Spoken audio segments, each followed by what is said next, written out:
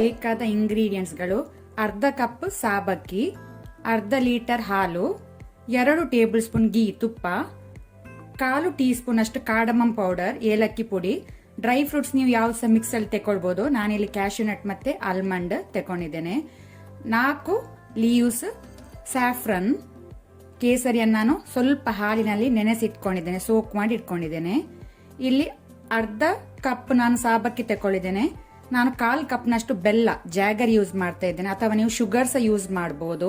ನಿಮ್ಗೆ ಸ್ವೀಟ್ ಜಾಸ್ತಿ ಬೇಕಂದ್ರೆ ನೀವು ಜಾಸ್ತಿ ತಿನ್ನೋರಾದ್ರೆ ಜಾಸ್ತಿ ಸಹ ಯೂಸ್ ಮಾಡಬಹುದು. ಸೊ ಇಷ್ಟೆಲ್ಲ ಇಂಗ್ರೀಡಿಯೆಂಟ್ಸ್ಗಳು ಬೇಕಾಗಿದೆ. 2 to 3 ಟೈಮ್ಸ್ ನೀರಲ್ಲಿ ಇದನ್ನು ವಾಶ್ ಮಾಡ್ಕೊಳ್ಳಿ. ಅದರಲ್ಲಿದ್ದ ಸ್ಟಾರ್ಚ್ ಎಲ್ಲ ಹೋಗಬೇಕು. ಸಾಬಕ್ಕಿಯನ್ನು 2 ರಿಂದ 3 ಟೈಮ್ ವಾಶ್ ಮಾಡಿದ ನಂತರ ನಾವು ಸ್ವಲ್ಪ ನೀರು ಹಾಕೋಣ. ನೀರು ಒಂದು ಅರ್ಧ ಇಂಚಿನಷ್ಟು ಮೇಲೆ ಇದ್ರೆ ಸಾಕು, 1/2 ಇಂಚ್. ಜಾಸ್ತಿ ಹಾಕಬೇಡಿ. ಇದನ್ನು ನಾವೀಗ 1/2 an hour ಸೋಕ್ ಮಾಡಿಡುವ, ನೆನೆಸಿಡುವ. ಸಾಬಕ್ಕಿ ಸೋಕ್ ಆಗ್ತಾ ಇರ್ಲಿ. ನಾವು ಮೊದಲಿಗೆ ಹಾಲನ್ನು ಬಿಸಿಗಿಡುವ. ಈಗ ಇಲ್ಲಿ ಸಾಬುದಾನ ಒಳ್ಳೆ ರೀತಿ ಸೋಕ್ ಆಗಿದೆ, ಸಾಕು. ಇದನ್ನು ತೆಗೆದಿಟ್ಕೊಳ್ಳುವ. ಈಗ ನಾನು ಇಲ್ಲಿ ಪಾತ್ರೆ ಬಿಸಿಗಿಟ್ಟಿದ್ದೇನೆ. ಈಗ ನಾವು ಸ್ವಲ್ಪ ಇದಕ್ಕೆ ಗೀ ತುಪ್ಪ ಹಾಕೋಣ. ಗೀ ತುಪ್ಪವನ್ನು ಒಳ್ಳೆ ರೀತಿ ಸ್ಪ್ರೆಡ್ ಮಾಡ್ಕೊಳ್ಳಿ ಮೊದಲಿಗೆ. ಈಗ ನಾವು ಸೋಕ್ ಮಾಡಿದ ಸಾಬಕ್ಕಿಯನ್ನು ಹಾಕೋಣ. ನೀರಿದ್ರೆ ಪರವಾಗಿಲ್ಲ, ಸ್ವಲ್ಪ ಅದರ ಜೊತೆನೆ ಹಾಕೊಳ್ಳಿ. ಇದನ್ನ ನಾವೀಗ ಲೋ ಟು ಮೀಡಿಯಂ ಫ್ಲೇಮ್ ಅಲ್ಲಿ 1 minute ಫ್ರೈ ಮಾಡ್ಕೊಳ್ಳೋಣ. ಸೊ ಈ ಟ್ರಿಕ್ ನೀವು ಫಾಲೋ ಮಾಡಿ, ಆಗ ಸಾಬಕ್ಕಿ ಅದು ಪಾತ್ರೆಗೆ ಅಂಟ್ಕೊಳ್ಳುವುದಿಲ್ಲ. ಆನಂತರ ಗೀ ಹಾಕೋದ್ರಿಂದ ರುಚಿ ಸಹ ಟೇಸ್ಟ್ ಸಹ ಒಳ್ಳೆ ಬರುತ್ತೆ. ಈಗ ನಾವು ಬಾಯ್ಲ್ ಮಾಡಿಟ್ಟ ಮಿಲ್ಕ್ ಹಾಲನ್ನು ಹಾಕೋಣ.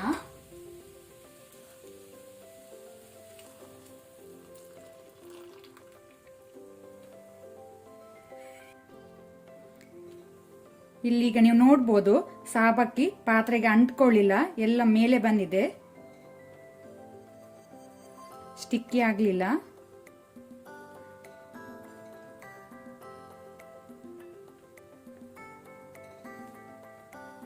ನಾವೀಗ ಸಾಬಕ್ಕಿ ಟ್ರಾನ್ಸ್ಪರೆಂಟ್ ಆಗೋ ತನಕ ಇದನ್ನು ನಾವು ಬಾಯ್ಲ್ ಮಾಡಬೇಕು.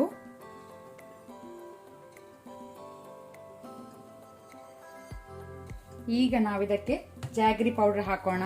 ನೀವು ಶುಗರ್ ಸಹ ಯೂಸ್ ಮಾಡಬಹುದು. ನಾನಿಲ್ಲಿ ಜಾಗ್ರಿ ಪೌಡರ್ ಯೂಸ್ ಮಾಡ್ತಾ ಇದ್ದೇನೆ.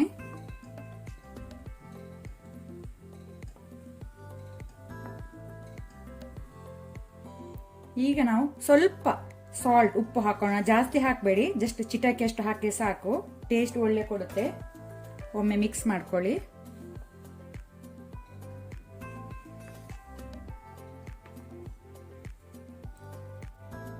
ಒಂದು ಸೈಡ್ ಅಲ್ಲಿ ಈಗ ಸ್ವಲ್ಪ ಪಾಯಸ ಕುದೀತಾ ಉಂಟು.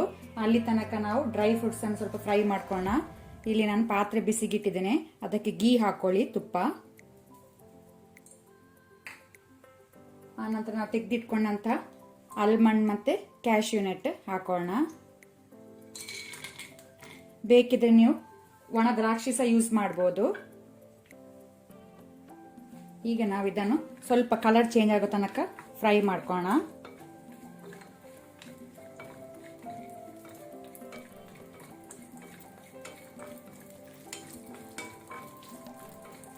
ನಿಮ್ಮ ಹತ್ರ ಚಿರೋಂಜಿ ಇದ್ರೆ ಅದನ್ನು ಸಹ ಯೂಸ್ ಮಾಡಬಹುದು.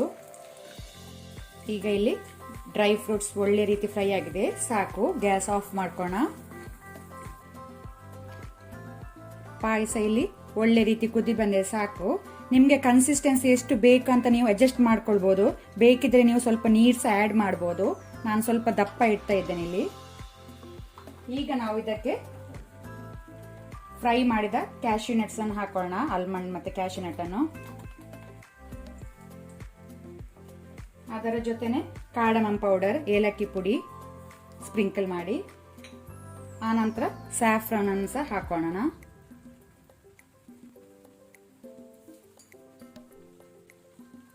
ನಮ್ಮ ಸಾಬುದಾನ ಪಾಯಸ ಖೀರ್ ರೆಡಿ ಆಗಿದೆ ಸರ್ವ್ ಮಾಡಲಿಕ್ಕೆ.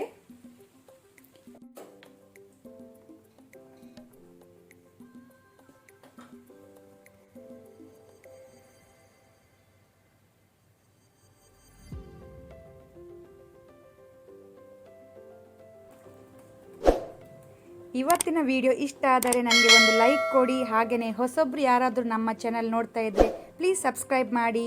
ಈ ವಿಡಿಯೋವನ್ನು ನಿಮ್ಮ ಫ್ಯಾಮಿಲಿ ಫ್ರೆಂಡ್ಸ್ ಜೊತೆ ಶೇರ್ ಮಾಡಿ. Thank you.